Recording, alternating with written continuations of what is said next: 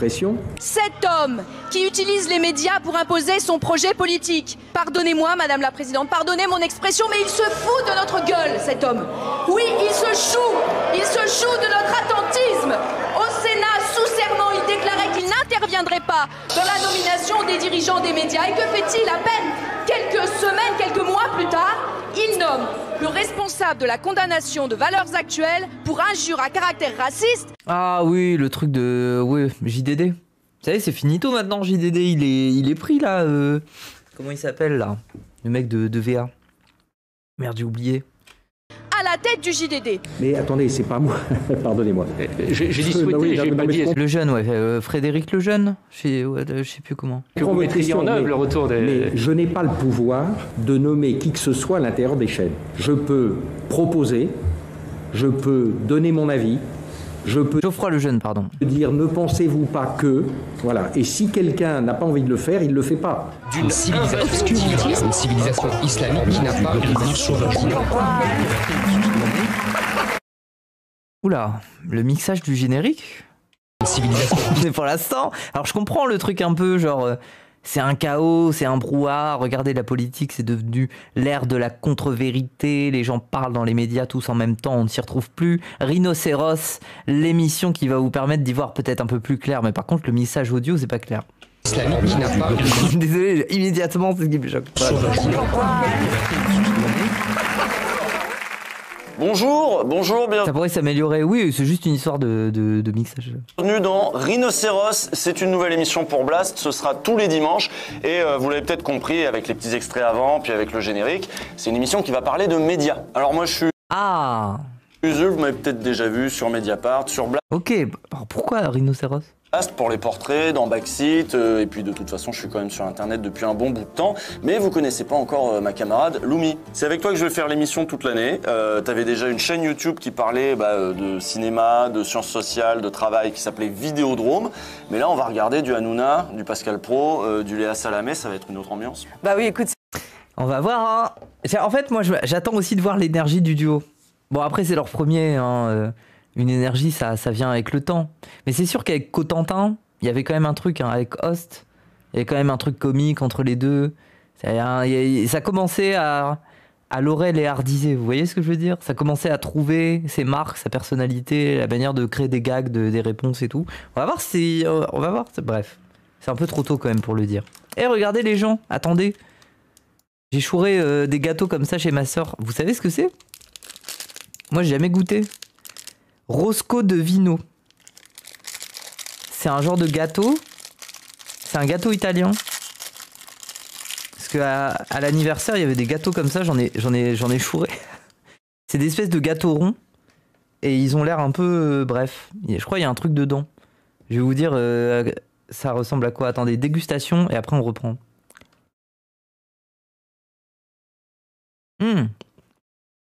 C'est juste un sablé. Ok. C'est un sablé mais au raisin. Avec une sorte de parfum au raisin. Bon, c'est pas dégueu en vrai, ça va. Mais c'est pas mon truc préféré. C'est vrai que moi aussi j'ai passé énormément de temps à regarder des émissions C'est pas espagnol, c'est italien. politiques, à regarder... Ouais, je suis un peu déçu. Bon, pardon, on reprend. Bah oui, écoute, c'est vrai que moi aussi j'ai passé énormément de temps à regarder des émissions politiques, à regarder des chaînes d'infos en continu, toutes sortes de plateaux télé. Mais c'est vrai que c'est l'occasion de rentabiliser enfin toutes ces heures perdues, toute seule, à péter des câbles. Bah oui, on va péter des câbles tous ensemble cette année, et merci donc de venir me donner un coup de main parce que y a un gros travail de veille à faire. Et puis on va pas seulement regarder des émissions, on va aussi devoir lire les journaux papier. Donc non seulement on va regarder leur programme de facho, mais en plus il faudra lire leurs journaux de facho. Moi, ce qui m'intéresse, c'est à quelle fréquence l'émission? Une fois tous les mois, du coup? Pas que de facho, mais... Une fois toutes les semaines? Oui, surtout de facho, parce qu'on va pas se mentir, hein, là on n'a plus le choix, on peut pas faire comme si on n'était pas en train d'assister à une transformation profonde du paysage médiatique. Tous les dimanches, let's go! D'où le titre Rhinocéros. Et voilà, astucieux. Quoi? Profonde du paysage médiatique. D'où le titre Rhinocéros. Eugène Ionesco, Rhinocéros. Ok, donc ça vient de là. Ok, je suis curieuse, j'ai envie de comprendre le concept. Je ne sais pas ce que c'est. J'ai envie de comprendre. Téros. J'aime bien. Et voilà, astucieux. Rhinocéros, c'est une pièce de théâtre d'Eugène Ionesco sortie en 59. Comme les pâtisseries turques. Oui, aparté, en fait, le gâteau, il me fait beaucoup penser aux cornes de gazelle, mais goût un peu raisin. Bref. Dans laquelle, au fur et à mesure des actes, les personnages se... T'as jamais lu Rhinocéros? Non, j'ai jamais lu Rhinocéros, c'est bien ça. C'est une pièce? C'est genre une pièce de théâtre, Rhinocéros? En vrai, si vous me dites que c'est bien, je note, hein. Je vais m'écouter ça en dessinant ou quoi? Et baser l'absurde. Je sais pas, j'ai lu Le Solitaire. C'est les cornes de gazelle des blancs. Et Rouski. Oui, mais là c'est... Bref. Du théâtre absurde. Ok, je savais pas. Eugène Ionesco, extrait de Rhinocéros. Ok, bref. Le théâtre d'Eugène Ionesco, sorti en 59, dans laquelle, au fur et à mesure des actes, les personnages se transforment en rhinocéros. Alors, ils foutent le bordel, ils écrasent des gens, ils font trembler les murs. Okay. Au début, ça dérange, ça inquiète. Et puis, plus il y en a, plus on commence à s'habituer. Et si, au final, ils n'avaient pas raison, tous ces gens qui se transforment en rhinocéros? Et puis, bon, à la fin de la pièce, ils sont plus très nombreux à résister à l'envie de devenir aussi des rhinocéros, comme les autres, rejoindre le troupeau et accompagner ce bouleversement du monde plutôt que résister et donc prendre le risque d'être eux-mêmes piétinés. Bon, vous avez compris la métaphore, hein. C'est qui les rhinocéros aujourd'hui? C'est les fachos. Bah oui, mais pas que. Parce que finalement, c'est qui brutalise notre système social, notre société, nos institutions? Bah c'est aussi... Vous avez les fachos. Si, LR. Les fachos libéraux. Et les macronistes. Alors il y a quand même des gens qui résistent, dans les rues, dans les luttes, dans les manifs, dans les assauts, dans les partis.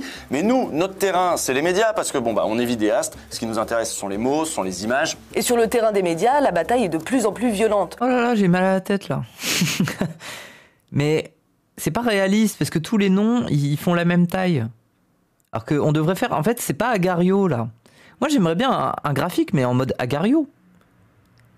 Vous avez pas envie des fois un graphique pour les milliardaires de ce monde, mais vous les mettez en mode Agario, comme ça on voit qui est gros, qui peut bouffer qui et tout.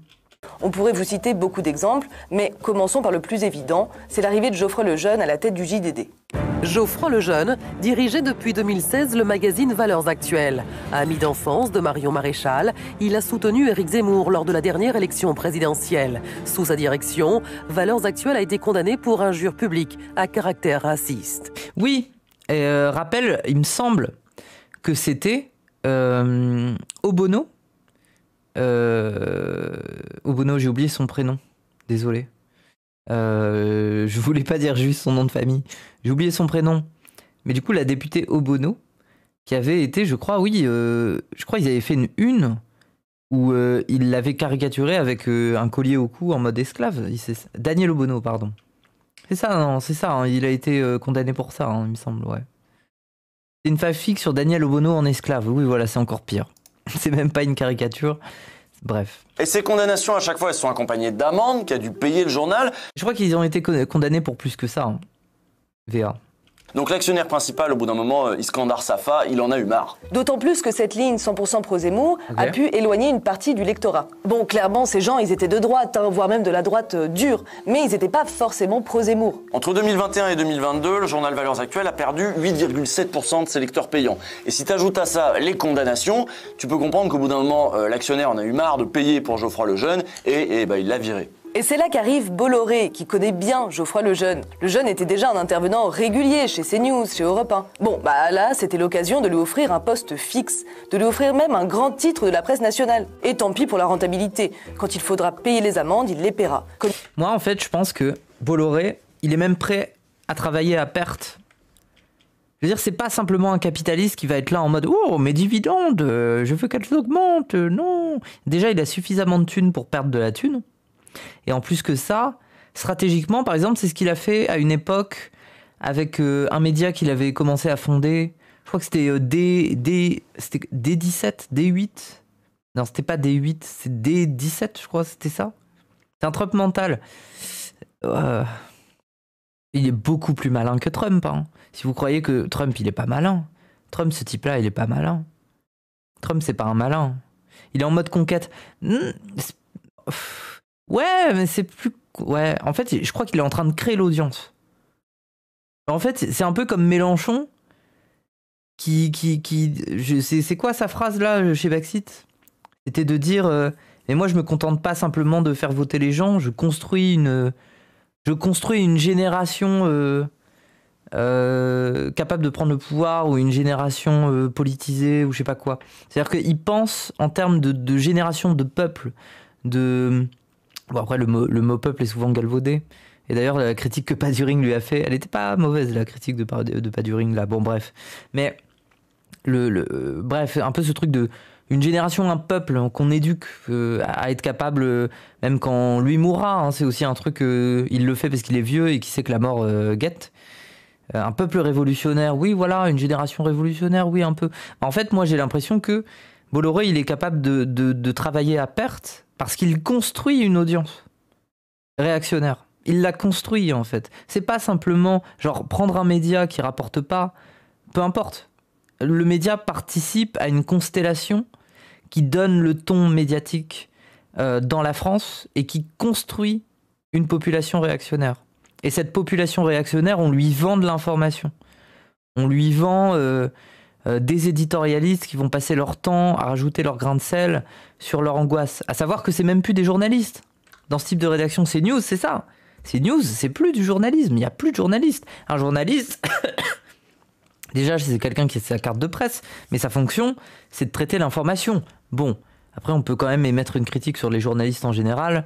C'est qu'il y en a quand même beaucoup, depuis un moment, qui se foulent plus beaucoup et qui se contentent de relayer l'agence France Presse et de faire des articles. Voilà, c'est un peu le lore des pigistes. Ça devient un enfer. BuzzFeed et compagnie. Voilà, c'est sûr que ça peut en faire déprimer certains qui pensaient faire de l'investigation quand ils ont commencé une école de journalisme. Mais en tout cas, bref. Mais là, c'est encore un autre lore. Ça veut dire qu'il n'y a même plus de journalisme, il y a juste des éditorialistes. Ça veut dire que c'est des gens qui sont juste là pour donner leur avis. Et en fait, ça joue sur une faille juridique. Cette faille juridique, c'est que c'est pas interdit. Logiquement, parler de politique à la télévision, il y a un truc qui est fait pour que ça n'advienne pas trop.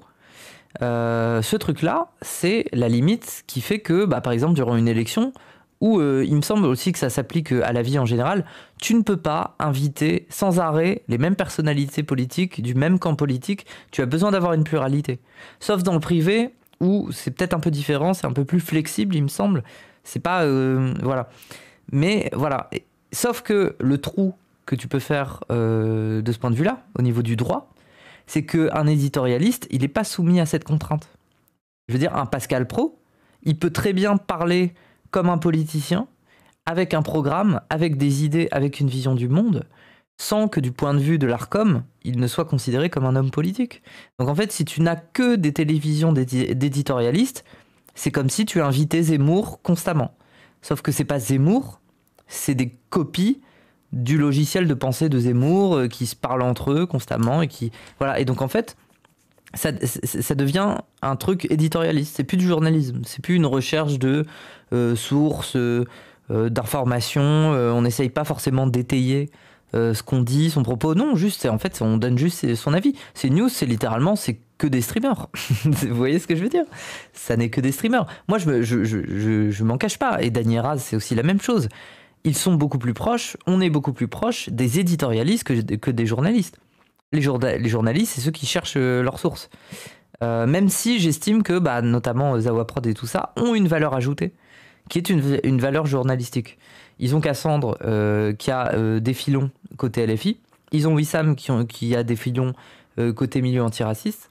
Ils ont Raz avec une bonne analyse de tout ce qui est syndicalisme. Et ils ont Dany avec une bonne base philosophique. Tout cet ensemble fait qu'il y a du journalisme. Il y a un truc mieux que de l'éditorialisme. Vous voyez ce que je veux dire? Mais reste que on est beaucoup plus proche de l'éditorialisme que du journalisme. Voilà, je fais cette distinction au moins pour que vous compreniez ce que Bolloré fait de ce point de vue-là. Et donc, oui, il est tout à fait capable de payer des chaînes à perte. Il s'en bat les couilles. Je veux dire, c'est comme ce que je disais, l'époque où il avait une chaîne de télé, et dans le complément d'enquête, ça en parlait. Sa chaîne de télé, elle lui rapportait pas beaucoup d'argent. Par contre, ce qu'il aimait bien faire, c'est quand il avait des dirigeants africains avec qui il fricotait un peu pour avoir l'obtention d'un port, l'obtention de tel endroit où pouvoir placer son entreprise et faire travailler des gens. Il envoyait sa chaîne de télévision avec les caméras, avec la journaliste qui va faire une interview et tout ça. Parfois, l'interview n'est même pas diffusée. C'est juste parce que, en ayant une chaîne, il peut se permettre de donner l'impression à ses dirigeants qui viennent que ces gens-là sont intéressants et considérés par les journalistes français. Vous voyez ce que je veux dire? Il y a aussi une stratégie vis-à-vis de ses clients, vis-à-vis des personnalités avec qui il veut travailler, vis-à-vis de ses futurs alliés ou des personnes qu'il a envie de manipuler. C'est aussi une stratégie. C'est en détenant un média, il fait la vie politique française et il fait aussi la vie économique française. Il fait parler de certaines personnes plutôt que d'autres. Compagnie. Bref. Avoir en tête que Bolloré contrôle presque tout le marché marin ivoirien. Ouais, mais est-ce qu'il n'y a pas un lore? Pour être honnête, pour être tout à fait journaliste, ce que je ne suis pas, c'est pour ça que je vous pose la question, je ne me suis pas renseigné, mais est-ce qu'il n'y a pas un lore récemment où, vu qu'actuellement tout le lore de France-Afrique est quand même en train de se casser un peu la gueule, et on va voir d'ailleurs les mesures que vont prendre Macron, ça fait peut-être un peu bader, on ne sait pas ce qu'il va faire. Voilà, est-ce qu'il n'y aurait pas un lore où Bolloré se dit ça pue? Alors il me semble que c'était au Cameroun qu'il avait aussi beaucoup de concessions. Je sais pas si on peut dire concessions. Bon, en tout cas, il faisait des affaires au Cameroun. C'est pas forcément les pays concernés, mais en fait, c'est aussi globalement, c'est les Français et leur influence en Afrique qui se dégradent. Donc, il achète actuellement des trucs liés au lithium, notamment en Rouen. Ok. Pas sûr qu'il garde les ports en Guinée. En fait, concrètement, il a bâti sa fortune sur la Côte d'Ivoire avant de s'étendre au reste de l'Afrique de l'Ouest. Ok. Bon, en tout cas, affaire à suivre. Je ne suis pas journaliste, je n'ai pas l'info, je n'ai pas travaillé à ce point le sujet. Mais voilà. Il le fait déjà pour Cyril Hanouna sur C8. L'information, c'est le pouvoir absolu. Non, dose, hein, c'est l'argent. Mais l'information est un très grand pouvoir. Mais l'argent, c'est mieux quand même. Voilà, mais Cyril, quand vous avez 25 condamnations, je crois, 25 mises en garde par le CSA. Quand votre patron, il signe un chèque de 3,5 millions d'euros, il vous dit merci Cyril, c'est cool ce que tu fais. Il nous dit ni merci ni rien, il nous dit on est ensemble et on continue ensemble. L'argent est peut-être le nerf de la guerre parce qu'il permet d'acheter tous ces médias, mais ces médias sont pas forcément là pour être rentables. Ils sont là pour être alignés sur le projet politique de Bolloré. Ils sont là pour défendre ses intérêts aussi. Car Bolloré a un projet politique. Mieux que ça même, il est en mission. C'est assez clair à la lecture de cet article du Monde intitulé « La vraie fausse retraite de Vincent Bolloré, affairé à défendre l'Occident chrétien ». On y apprend par exemple que Vincent Bolloré, vieillissant, avait prévu de passer le relais à ses enfants. Oui, ça il l'avait dit. En 2022 ou 2021, normalement il était censé lâcher son truc. Mais qu'il n'y arrive pas. La mort approche et Bolloré pense de plus en plus à Dieu. Il veut sauver son âme. Et donc ces chaînes vont lui servir à ça, quitte à propulser à l'antenne les plus fanatisés des chrétiens. C'est juste pour ça qu'il nous casse les couilles, c'est pour sauver son âme, quoi. Tiens, intégriste. À chaque fois, je me dis, mais c'est ce sujet-là qu'on va aborder? Qu'est-ce que je pourrais bien dire? Je me tais.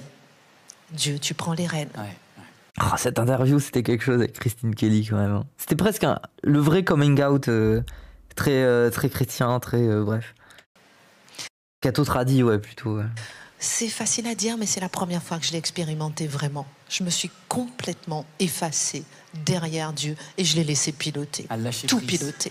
Bon, c'est surtout Bolloré qui pilote. Mais ce qui est intéressant là, c'est que d'habitude, quand tu demandes aux gens de CNews s'ils sont au service d'un projet politique, d'un projet idéologique, ils te disent que non, ils te disent que bien sûr. Je crois que Kelly, c'est les évangélistes, ouais, c'est ça, non? Prenez pas non plus Bolloré pour un génie, c'est un bourgeois consanguin comme ses pieds, comme tous les autres. Que non, au contraire, il laisse parler. Désolé, je sais pas si on voit l'expression que je fais. Bref.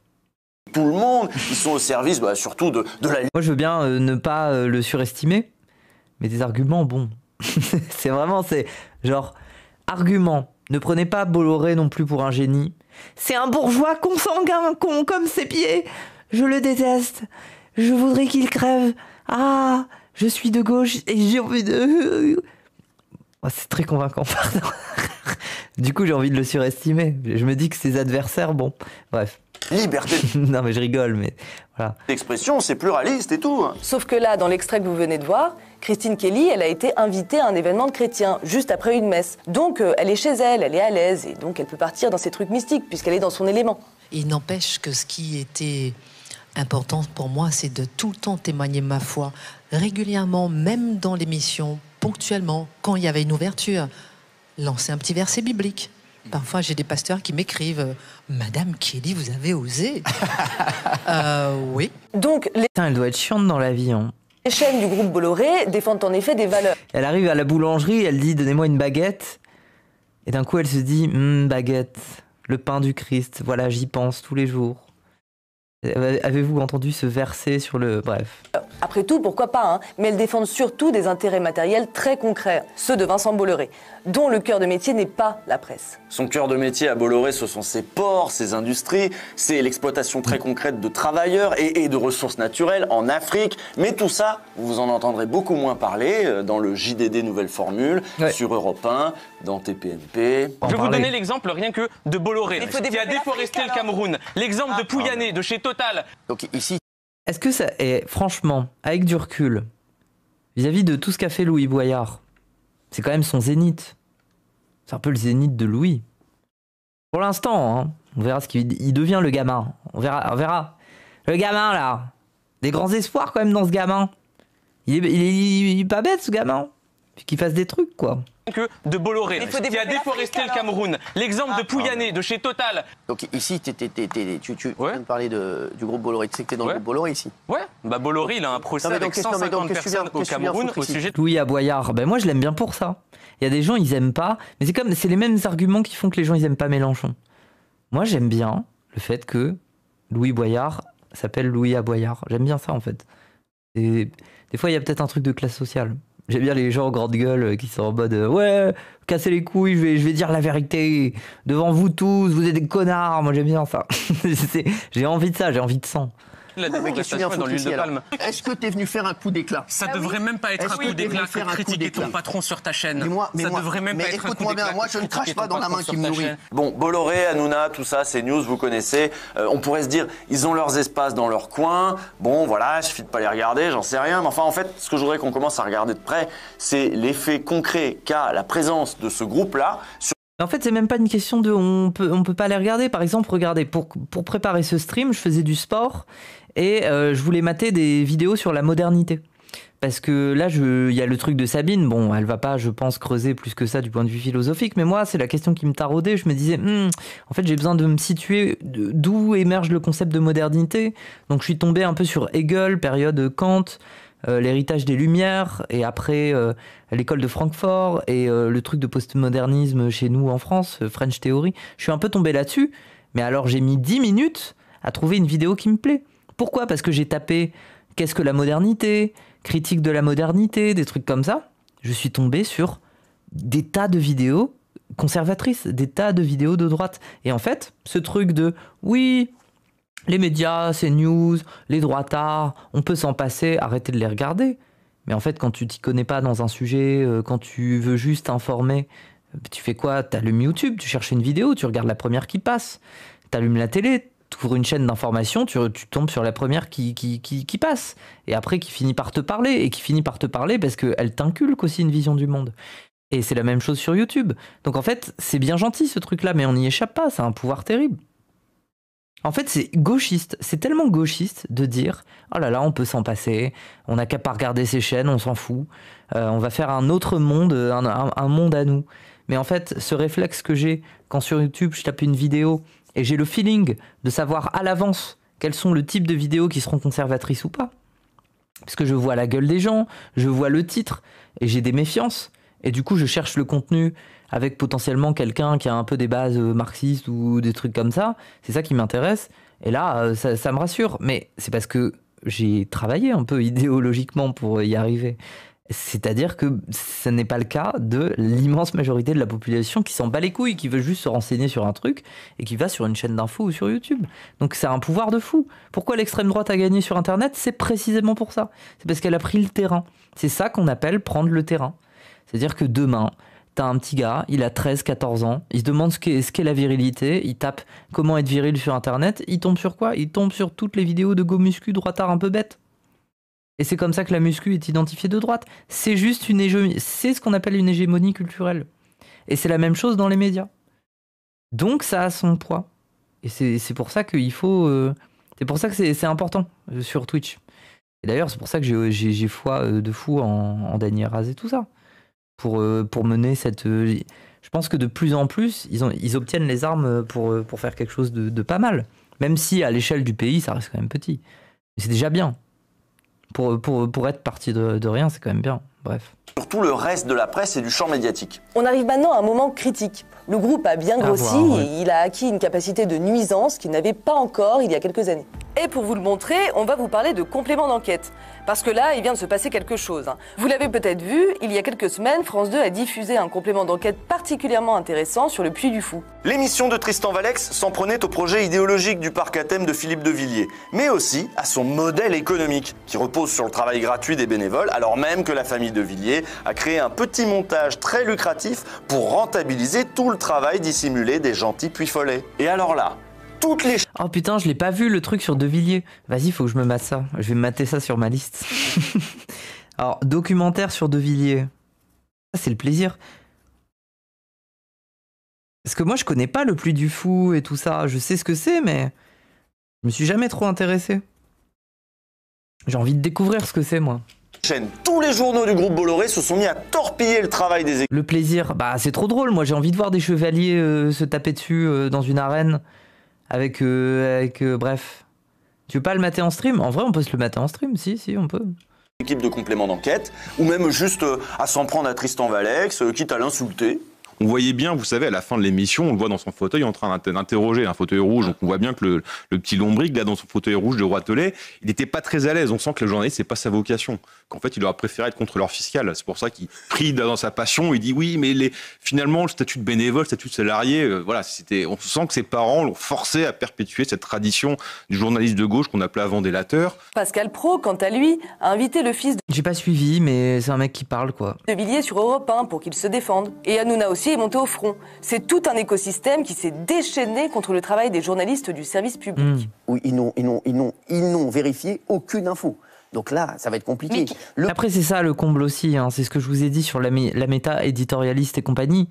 C'est-à-dire que ces gens-là, en fait, ils font plus de journalisme. En fait, c'est bien de critiquer les journalistes, mais les chaînes de Bolloré se vident, c'est vide de journalistes, que des éditorialistes. Ils ne pourraient pas faire leur travail sans qu'il y ait des journalistes dans d'autres structures qui leur apportent des informations à critiquer. Voilà, donc ils font pas le travail. C'est bien gentil de... Bref. Puy du Fou, je sais pas ce que va faire Philippe de Villiers. J'ai presque envie de dire que dans la méta un peu extrême droite, je vais pas dire les seuls, parce que ça serait un peu sensationnel de dire ça, mais ceux qui ont quand même un peu le mérite d'essayer de faire de l'investigation, même si ça pue un peu du cul, c'est Livre Noir.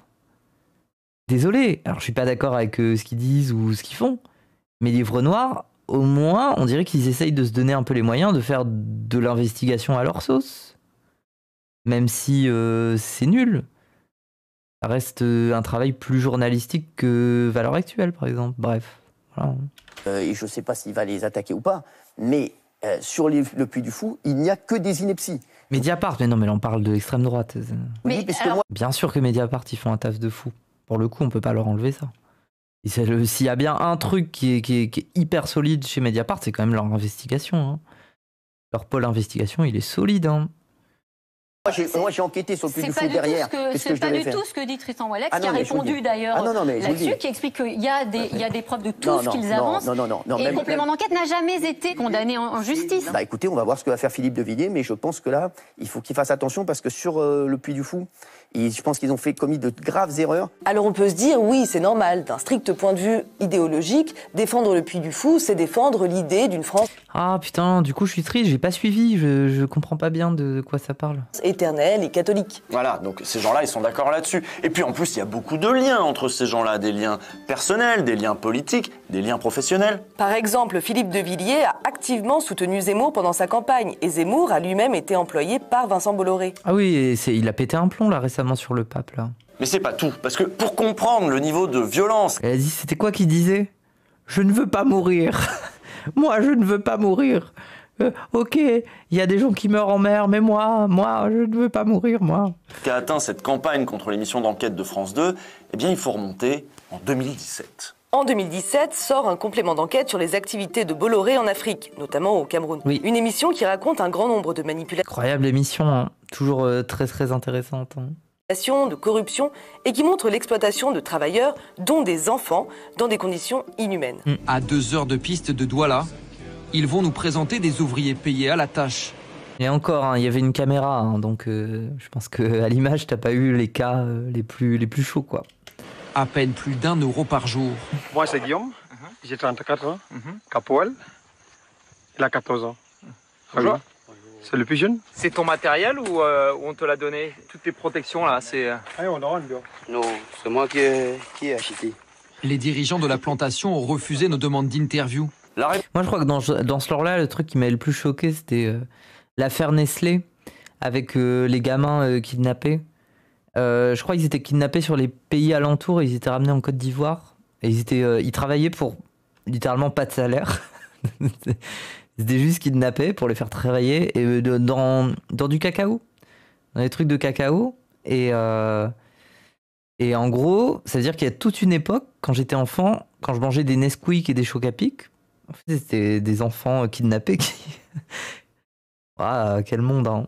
Quel monde, bref. La réponse de Bolloré a été brutale. Il a carrément... Esclave de guerre. Non, c'est même pas un contexte de guerre particulier.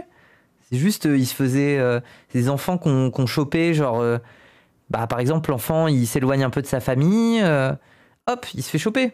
C'est comme chez nous, les chats, si tu les laisses un peu trop traîner, parfois ils se font attraper et il y a quelqu'un qui les récupère pour leur peau ou pour les manger. Là, c'est pareil. Mais c'est des enfants, quoi. Et ils finissent pour bosser pour Nestlé. 50 millions d'euros à France Télé en assurant que les équipes avaient menti, bidonné le reportage. Bolloré assurait à l'époque. C'est sûr qu'ils en ont pas profité, que c'était le Dawa, genre payé en révolte. Oui, les pauvres. Non, mais moi je plains les gens de Nestlé. À mon avis, ils devaient pas être au courant. Genre, eux, ils veulent vraiment faire des céréales honnêtes et tout ce qui leur importe, c'est que quand les gens ils mangent des céréales, ils les aiment et ils pensent que c'est des céréales éthiques, tu vois. Avoir des éléments qui pouvaient prouver que l'enfant de 14 ans qu'on voyait dans le reportage avait en réalité 20 ans et que c'était l'équipe de complément d'enquête qui l'avait payé pour mentir face à la caméra. Et alors là, la suite va vous étonner. Écoutez ce qu'a répondu à l'époque le présentateur de l'émission, Nicolas Poincaré. Nous maintenons qu'il a bien 14 ans et d'après ses parents, sont au contraire ses employeurs locaux. Merci Morteloc. C'est-à-dire les partenaires de Vincent Bolloré qui l'ont payé pour dire à un huissier qu'il était majeur. D'après sa famille. Quel enfer. Et il a été payé exactement 4 €. Il n'a peur de rien.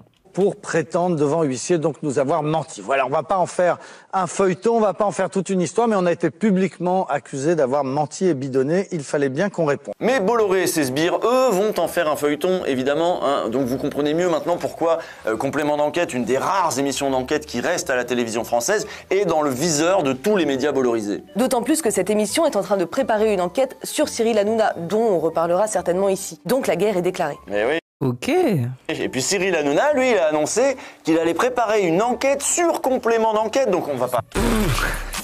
on va pas s'en sortir. Hein. Ça va être quoi leur enquête? Ça va être Delormeau avec des nouilles dans le slip qui va s'infiltrer. Bref. Vous voyez, bref. Je sais pas, ils peuvent faire de l'investigation, c'est pas possible justement, c'est trop tard, ils ont plus de journalistes, personne ne sait faire ça chez eux. Génial. Réflexion. Merci Yolem pour le sub. C'est génial le complément d'enquête. C'est génial et en plus, je vous dis, vous êtes flatté. Ce qui est fou, c'est que le hasard a fait que Jacques Cardoz... ça va être croustillant, parce que je pense que le complément d'enquête va venir creuser tout le lore de Booba, un flux voleur, Margaret Berda, je crois que c'est comme ça qu'elle s'appelle. Je crois que ça va creuser dans cette direction, Dubaï et compagnie. C'est sûr que ça va être ça. C'est sûr que ça va être ça. En tout cas, c'est sûr que ça sera une partie de la vidéo. Parce que Hanouna, il est mouillé là-dedans.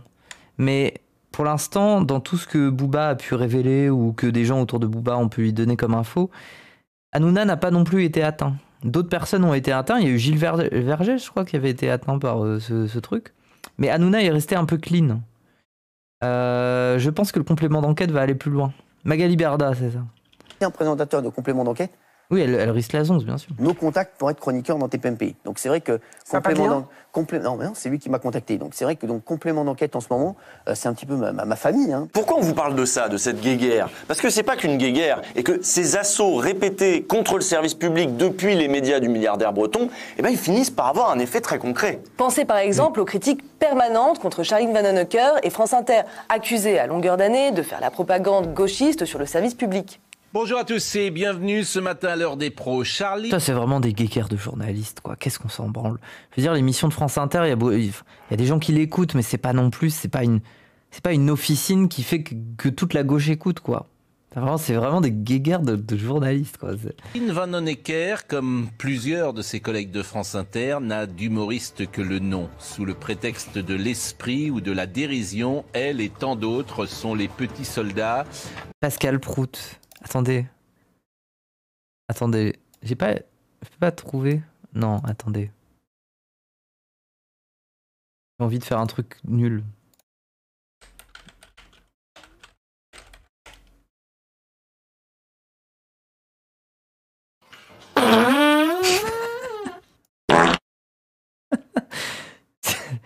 Moi aussi j'ai envie de faire des proutes. J'ai envie de faire des proutes quand ils parlent. Vous les entendez mes proutes là? Merde, je voulais pas faire ça.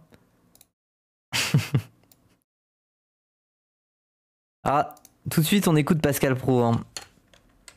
Putain, c'est le truc le plus... Bref. Bonjour à tous et bienvenue ce matin à l'heure des pros. Charline Vanhoenacker, comme plusieurs de ses collègues de France Inter, n'a d'humoriste que le nom. Sous le prétexte de l'esprit ou de la dérision, elle et tant d'autres sont les petits soldats de la bien-pensance aux indignations sélectives. Alors ça, il y a 2 ans, ça nous faisait un peu... Oh, j'arrête. Non, j'arrête, c'est bon. Faut être sérieux. Marée, hein. Pascal Pro indigné, c'est toujours un spectacle. On pouvait regarder ça d'un œil amusé. Les petits marquis de l'intolérance, confis dans leur magistère moral et drapés dans la bonne conscience, refusent le débat. France Inter et le service public abritent en toute impunité leur morgue, leur déni et leur arrogance. Les Français trancheront, le débat est ouvert. Sauf qu'au final, c'est la nouvelle patronne de France Inter qui a tranché, Adèle Van Rett, qui, agacée sans doute d'entendre toute l'année que France Inter était trop de gauche, ou même juste un peu de gauche, et qui a choisi de bouleverser sa grille des programmes, quitte à reléguer l'émission quotidienne de Charline Vanhoenacker à une petite case hebdomadaire le dimanche, en espérant que ça fasse taire un peu les critiques. Voilà, ça c'est un effet concret de cette pression permanente. Oui, c'est ça. Bon, on est dans les bases un peu, c'est la première émission de Rhinocéros, là. Les bases, c'est dire, oui, l'extrême droite impose son agenda, maintenant, les gens n'arrêtent pas de parler de grands remplacements, même à gauche, oui. Qui est mise sur le service public par les larbins de Bolloré. Et maintenant, regardez qui se réjouit de cette nouvelle grille au micro d'Europe 1. Je trouve que la nouvelle direction de France Inter a pris des décisions éditoriales qui sont plutôt bonnes. Après, voilà, eux, c'est vrai que c'est tous les jours. Donc. Moi, j'aimerais bien être dans le cerveau d'Hanouna, parce que je me demande à quel point il y croit, ou alors à quel point c'est un vendu cynique. Vraiment, hein, genre, je me demande des fois. Est-ce que ce gars-là, il est juste rien à foutre et il est en mode que tout crame, je m'en bats les couilles, je fais ma thune et je vais m'acheter mes suites moches aux Galeries Lafayette, là. Un moment, et puis parfois c'est pas drôle. Moi j'aime bien quand c'est drôle, je dis si c'est drôle, ça me fait. Je suis d'accord avec vous. Le problème de la jeune femme auquel on pense tous les deux, c'est qu'elle n'est pas drôle. C'est ça. C'est ça le problème. Exactement. Ben voilà, c'est qu'elle est absolument pas drôle. C'est souvent méchant et c'est pas drôle. Donc c'est politiquement très engagé. Alors voilà, on voulait commencer par là. Maintenant, il y a Pascal Pro chez Europe 1. Putain, je savais pas ça. Il y a Pascal Pro chez Europe 1. Ah ouais. Émission pour... Ah ouais, ah oui, on en est là, quoi. Pour remettre un petit peu de contexte, vous rappeler quelques bases et surtout vous démontrer que nos médias sont en train de vivre une transformation majeure et qu'on est même dans une phase d'accélération. Que clairement, ce ne sont ni les médias indépendants ni les médias de service public qui ont l'avantage. C'est de ça dont on va vous parler cette année depuis un média indépendant, hein, Blast, vous connaissez, qui vont devoir assumer les procès, les procédures Bayon, mais on n'a pas peur, on y va. On va essayer de vous raconter tout ça, de vous raconter ce qui est en train de se jouer. Ouais, même si des fois j'ai des critiques à faire à Blast. Désolé, mais allez, force à Blast en vrai quand même. Hein. Et ça fait du bien. Sous nos yeux, cette métamorphose, cette transformation. Et rassurez-vous, hein, on ne va pas vous bassiner avec Bolloré toutes les semaines. Par exemple, il y a les états généraux de l'information, il y a la vente de BFM qui est dans les tuyaux. Enfin bref, on va parler de plein de trucs. Donc nous, on se retrouve dimanche prochain. On espère que cette chronique va vous être utile cette année. Et en attendant, vive l'indépendance, vive la liberté de la presse. Oui. Et n'hésitez pas à filer un coup de main, s'il vous plaît. Voilà, vive l'indépendance, soutenez les médias tels que Moufette Reroll. 110 € dans la barre de dons. Moufette Reroll, la petite chaîne de Moufette, arrivera-t-elle à tenir face à la crise? Pour cela, tout dépend de la volonté de ses actionnaires. Non, pas les actionnaires, parce que vous ne gagnez pas de de ces comment on dit, de ces mécènes. C'est vous êtes mes mécènes. Eh, vous voulez pas être mes mécènes? À chaque fois que vous donnez de l'argent, je vous appelle mes mécènes. Genre, je fais une courbette un peu, genre comme au XVIe siècle, je sais pas quoi. Dividende. Oui, c'est ça. J'avais oublié. Vous pouvez, hein, abonnez-vous à Blast, bien sûr. Ou à plein d'autres médias indépendants. Moi, j'en connais quelques-uns. Enfin bon, là, c'est Blast. Il parlait de moi hein, quand il disait médias. Ouais, il pensait à moi. Je veux bien toucher des dividendes. Non, mais. Pour l'instant, les dividendes, c'est genre, je veux bien payer un grec à quelqu'un, mais un ou deux, quoi, c'est tout. Pas plus. Bon, ça va, c'est bien passé pour la première, là. S'ils disent quoi que ce soit sur toi dans les commentaires, je peux t'assurer que je vais réagir plus vite que Squeezie. Hein. Oui, ça va pas être difficile. On est défoncé. Ouais. Je suis pas convaincu par la fin.